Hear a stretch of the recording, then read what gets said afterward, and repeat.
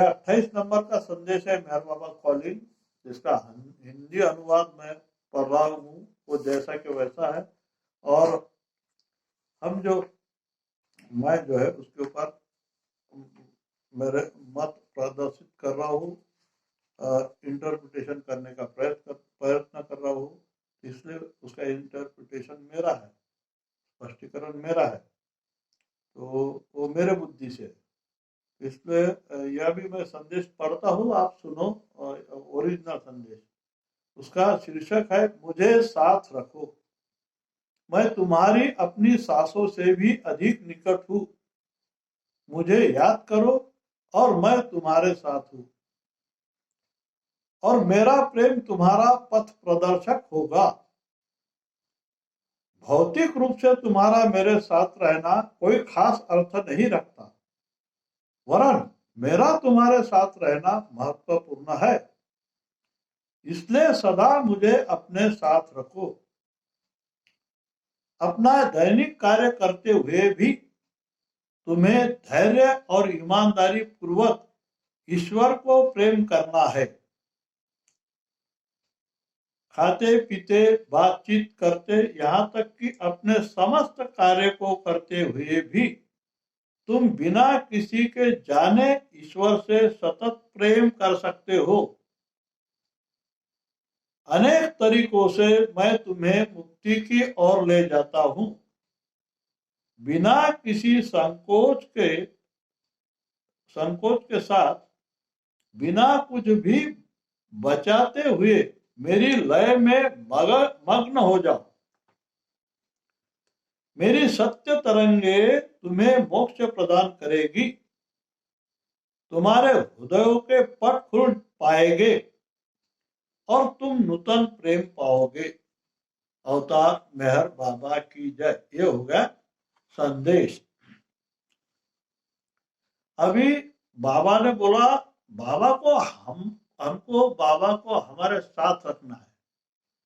ये इससे भी ज्यादा महत्व का है। जब बाबा के दर्शन को लोग जाते थे, उनके साथ में रहते थे, उससे भी ज्यादा महत्व है कि जो हमेशा, बाबा तो कण कण में है, अपने आसपास है, पूरे ब्रह्मांड में वही वो है। जैसा कि कबीर बोलते हैं, एक राम दशरथ घर डोले, एक राम घट घट में बोले, एक राम का सकल ही पसारा, और एक राम त्रिभुवन से न्यारा। राम का स्टेटस बोले सिर्फ दशरथ के घर तो वो एक शरीर लेके आया है क्या, ये उसकी एक उसका पहलू है। दूसरा पहलू, वो घट घट में बोले तो हर एक के मन में वो है, हर एक जीवित अजीवित में वो है, पत्थर से लेकर संत तक हर एक में वो है। तो हर शरीरधारी में आकार रूपी पक्षी, जानवर, चींटी, सब में वही वो है। वो हो गया दूसरा स्टेटस उसका। और तीसरा, एक राम का सकल ही पसारा। ये तीनों भुवन जो है उसमें वो चेतना रूप से तीनों भुवनों में व्याप्त है, तीनों भुवनों में वही है।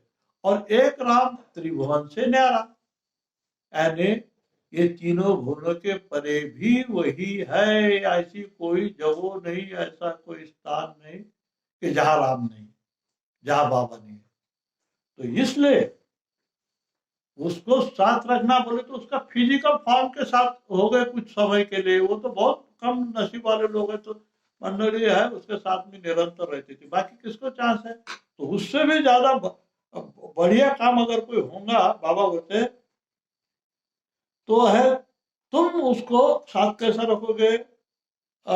वो भी बताते, बाबा बोलते मैं कैसा हूं कि मैं तुम्हारे सांसों से भी निकट हूँ। क्या देखो, सांस सबसे महत्व के होते, सांस निकल गई, खत्म हो गई बात। 5 मिनट भी सांस अपने को नहीं मिले तो हम मर जाते। तो उससे निकट बाबा है, तो उससे भी महत्व का भी वही है। क्या अब तुम अगर हमेशा कंटिन्यूस भाव मेरा स्मरण करते हो तो वो मैं तुम्हारे साथ ही हूँ। और ऐसे आदमी को बाबा बोलते हैं, अगर तुम मुझे साथ रखते हो हमेशा, तो मैं तुम्हारा मार्गदर्शन करूंगा। जो तुम्हारा प्रेम मुझ पे, ऐसा पथ प्रदर्शन करूंगा कि तुम्हारे को जन्म मरण के बंधन से हटा दूंगा, निकाल दूंगा, और तुम्हारी जो ओरिजिनल पहचान है तुम भगवान हो, वो जल्दी लेके जाऊंगा। तुमको ऐसा कोई काम नहीं करने दूंगा, ऐसे कोई कि जिससे तुम और फंसोगे। क्या, भले ही तुमको उससे मैं पथ प्रदर्शन मैं करूंगा, जिससे तुम्हारा ये चुंगल से, ये बंधनों से मुक्त होना शुरू होगा। दूसरा एक बाबा ने बोला, if you want to present your beloved, don't absent yourself for a moment from his presence। बाबा ने बोला, अगर तुम्हें चाहिए कि तुम्हारा प्रियतम हमेशा तुम्हारे साथ रहे, तो तुम खुद उसके उपस्थिति से अनुपस्थित मत हो, उसको क्षण भर के लिए मत भूलो। दूसरे भाषा में कौन कौन नहीं भूल रहा है उसको, जो हर कर्म करते समस्त ये सोचता है कि ये बाबा को यानी वो खुश करने वाला है या उसको नाराज करने वाला। ऐसा वो कर्म ऐसा नहीं करेगा कि जिससे बाबा नाराज हो जाए, और ऐसा वो कर्म करते रहेगा जिससे बाबा खुश होते। जैसा बाबा खुश होता दूसरे को सुखी करने में, दूसरों की सेवा करने में, उसका स्मरण करने से ज्यादा क्या, और नाराज होता दूसरे के दोष बताने से, दूसरे की निंदा करने से, बेईमानी करने से, बेईमानी का जीवन जीने से। खुश होता ईमानदारी का जीवन जीने से, नाराज होता ढकोसलेबाजी करने से, ढोंग करने से, जो तुम नहीं हो तो उनको दिखाने से, और खुश होता जैसा तुम रहते हो वैसे रहने से। तुम चोर हो तो चोर के जैसा ये करो, ऐसा छुपाओ मत कि भाई मैं चोर हूँ, मेरा धंधा ही वो है चोरी का। तो बाबा को चलता, वो बाबा को चलता है क्या, मैंने घर बांधा, बाद में नौकरी में था, बहुत लाच लुचपत खाया और उससे मैंने घर बांधा, ऐसा अगर तुम बोलते हैं तो वो ढोंग नहीं है, वो ढोंग नहीं है। और तुम इधर लाच लुचपत खा रहे हो, नंबर 2 के काम कर रहे हो, लोगों को फंसा रहे हो, इनकम टैक्स चुका रहे हो, और ऊपर से मंदिर बांध रहे हो, मस्जिद बांध रहे हो, क्या बोलते हैं धर्मशाला बांध रहे हो, गरीबों को खाना खिला रहे हो, बड़े बड़े डोनेशन दे रहे हो। वो जो तुम्हारे अखाड़े के महाराज रहते, जो उसको क्या तो ये काय के लिए कि दुनिया को लगे कि यार बहुत बड़ा पुण्यवान आदमी है, जबकि तुम नहीं रहते हो, तुम अच्छे काम मतलब तुम बुरे काम करते हो, वो लोगों से छुपाते हो, वो नहीं चाहता बाबा को। तो वो बाबा को ढोंग करना बिल्कुल पसंद नहीं। तो बाबा ने ये बोला, भौतिक रूप से रहना कोई ज्यादा मायने नहीं रखता है। मेहराबाद में जाके या फिर सेंटर में जा रहे हो और बार बार, तो वो ज्यादा मायने नहीं रखता। ये नहीं कि तुम सेंटर में हो न हो, मेहराबाद में हो न हो, घर में हो, जॉब में हो, कहीं पे भी हो, तो वो उसका अगर स्मरण चलता है, उसमें तुम्हारा मन लगा रहता है, तो वो तुम उसको साथ रहेगे। तुम ऐसी कोई बात नहीं करोगे कि जिससे किसका दिल दुखेगा। तो वो यानी तुम बाबा को हम अपन अपन हम जो है बाबा को उपस्थित रख रहे हैं क्या, ऐसे कोई विचार जो बाबा को अच्छे नहीं लगेंगे वो टालेंगे, वो नहीं करेंगे क्या। तो ये है बाबा को उपस्थित रखना, और ये पॉसिबल भी है। ऐसा बाबा ने बोला, एक कबीर जी शायद बोलते हैं, दुनिया में बरसों रहे मन मेरे पास क्या, और दुनिया में फंसते नहीं वो जन मेरे दास। बाबा ने बोला, यानी दुनिया के जो प्रलोभन है उसमें जो फंसते नहीं, उसमें आसक्त होते नहीं, उसके पीछे पड़ते नहीं क्या, कि भाई पैसा सही समझ के पैसा ही जिसका खुदा हो जाता है वो फंस गया दुनिया में क्या। जबकि पैसा ये रोटी कपड़ा मकान के सिवाय उसका ज्यादा काम नहीं है। जब उतना आ गया तो तुम जमाई कर रहे, पैसा ही बढ़ा रहे, तो पूरी जिंदगी उसमें कट जाती, एक दिन मर जाते, खत्म। और वो कुछ कहाँ गए तो कहा नहीं, और क्या रहे तो कुछ नहीं, फंस गए ज्यादा और क्या। तो इसलिए ऐसा रहो दुनिया में कि हमेशा हमको औरंगजेब डायलॉग बोलते थे, एक शेर बोलते थे कैसा रहना चाहिए बोले, अपन लोगों ने, दुनिया में रहता हूँ, दुनिया का नहीं हूँ, बाजार से गुजरता हूँ, खरीदार नहीं हूँ। मैंने कम से कम 10-5 बार तो औरंगजेब जी के मुंह से सुना। क्या ऐसा रहना चाहिए वो दुनिया में? तो ये है कि भाई बाबा को हम साथ रख रहे, क्या हम काय में आसक्त नहीं हो रहे क्या? तो वो बाबा को साथ रख रहे।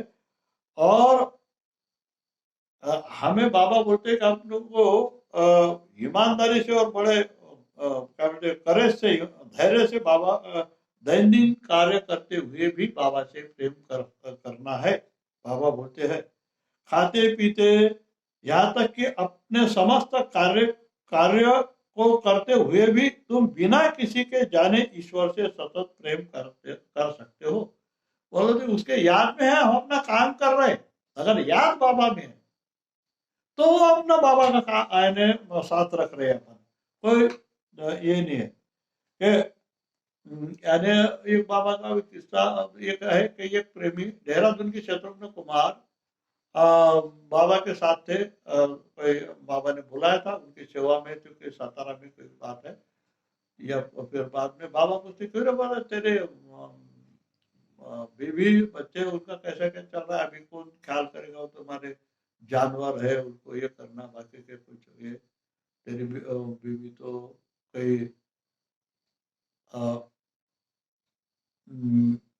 सारी। वो दूसरा एक किस्सा है कि ये प्रेमी बाबा के सहवास में ये सोच रहा था कि उसकी बीवी अकेली छोड़ के, क्योंकि उस समय लेडीज तो अलाउ नहीं था, 55 का शायद सहवास था, तो वो अकेली थी। और उसने उसको कभी ना किराना लाने के लिए, बाहर जाने के लिए कोई उसको ये नहीं थी क्या। तो ये सोच रहा था वहां सहवास में बाबा के सामने बैठा हुआ था, और ये सोच रहा था कि मेरे बीवी को कुछ काम पड़ा, कुछ बीमार हो गई, तो कैसा उसका मतलब ये उसके बारे में। तो बाबा तो सबके मन पहचानते थे, मन में है जो हर एक में है, तो पूरे दुनिया के लोग उनको मन पहचानता। तो वो बाबा ने उनको पूछा क्यों रे, बोले तू क्या सोच रहा है अभी? तो बाबा के सामने झूठ बहुत ही कम लोग बोलते थे, यानी जो है वही बोलो बाबा मेरे बीवी अकेली कहीं गई नहीं बाहर, उसको कुछ काम पड़ा, तो मैं सोच रहा है कि भाई वो कैसे करती होंगी क्या। तो मूर्ख आदमी बोले तू मेरे सहवास में बैठा है तो तेरा फायदा नहीं हो रहा है, और मैं बता तो बोले अभी तेरी बीवी खाना पका रही क्या, और खाना खाते खाते ये सोच रही, बोले कि अभी मेरे पति बाबा के सामने बैठे होंगे, बाबा उनको आलिंगन दे रहे होंगे, बाबा उनको कुछ संदेश बता रहे होंगे, तो वो यहाँ ना होते भी हुए भी चला उससे कितना पर ज्यादा उसका फायदा हो रहा है, और तेरा नहीं हो रहा तो यहाँ शरीर से होने के। इसलिए बाबा ने बोला कि मेरे सानिध्य में रहने से ज्यादा मुझे तुम्हारे साथ रखना फायदे की बात है। तो हम अपना सब काम करते करते भी बाबा के साथ रह सकते हैं। जैसे उसकी बीवी वो खाना पकाते पकाते बाबा के बारे में सोच रही थी, यही अपने को करना है। अभी बाबा लास्ट में बोलते हैं कि अगोचर अगोचर मार्ग से जो तुमको समझते नहीं, अगोचर बोले तो तुम्हारे बुद्धि में नहीं आते, बुद्धि गम में नहीं है, अपनी जो पंच ज्ञानेन्द्रिय है उसके इसमें नहीं है, अगाध है जो अपने को नहीं समझते, तो वो मार्ग से मैं तुमको मुक्ति के तरफ लेके जा रहा हूँ, जो हर एक को वहां जाना है, यानी अपना सत्य स्वरूप मालूम करने के लिए। तो तुम क्या करो कि मेरा कार्य करने का तरीका समझो, मेरे ताल से ताल मिलाओ, मेरा जैसा मतलब ये है, ये मत अपन क्या करते हैं यार, बोले अपन बाबा बाबा इतना करते, उसका काम करते, उसका नाम जपते, ये करते, फिर भी यार अपने को बीमार होते, बहुत परेशानी है, कभी लोग अपने को फंसाते हैं, कोई अपन अच्छा भी करो तो बुरा बोलते हैं, ये क्या झमेला है, हमेशा कुछ ना कुछ तकलीफ में अपना रहता, कभी मानसिक दुख, कभी शारीरिक दुख, ये क्या झमेला यार, बाबा का कैसा है। तो वो उसका तरीका है, वो उसका तरीका है, ये हमने समझना चाहिए। उसने तो डिक्लेयर भी किया, क्या बोलते हैं, वो मेरे प्रेमी भाग्यवान है जिसके भाग्य की परीक्षा दुर्भाग्य से होती है। अभी देखो जो दुर्भाग्य वाले बातें हैं तो बाबा बोलते हो भाग्यवान है। अचानक आया हुआ दुख मेरा छुपा वरदान है, उसके शब्द है। समझो को ना क्या, जिसकी परीक्षा इससे होती है, अब वो दुखों से वगैरह, तो वो बहुत मेरे, और उसके बाद भी उनको दुख आते हैं मानसिक शारीरिक, फिर भी वो मुझे मेरी दरबार में तकरार नहीं करते, कंप्लेंट नहीं करते, तो वो मेरे सबसे नजदीक के प्रेमी है। लो अभी ये उसका ताल है, वो अपने साथ ऐसा चलता है, तो ये उसको ताल समझना है, उसके साथ अपने आप को ट्यून हो जाना है, यानी उससे एक रूप होना है। बाबा के हम प्रेमी है, ऐसा हो गई, दुख आएंगे सुख आएंगे, जो बाबा ने बोला सही नहीं है, तो अपने को दिमाग को टेंशन नहीं देने का, अपने आप बाबा को पे छोड़ देने का अपने आप को। जैसा मेहरनाथ जी बाबा साहब कचूरी के जो पुत्र है, जो अच्छा टॉक भी देते हैं, क्या ट्रस्टी भी है अपने मेहराबाद ट्रस्ट के, वो बोलते थे देखो एक बार बकरा खटक को भेज दिया, कसाई को भेज दिया, तो बकरे को कोई राइट नहीं रहता कि वो खटक उसको एक झटके में उड़ा देगा या हलाल करेगा, धीरे धीरे मारेगा।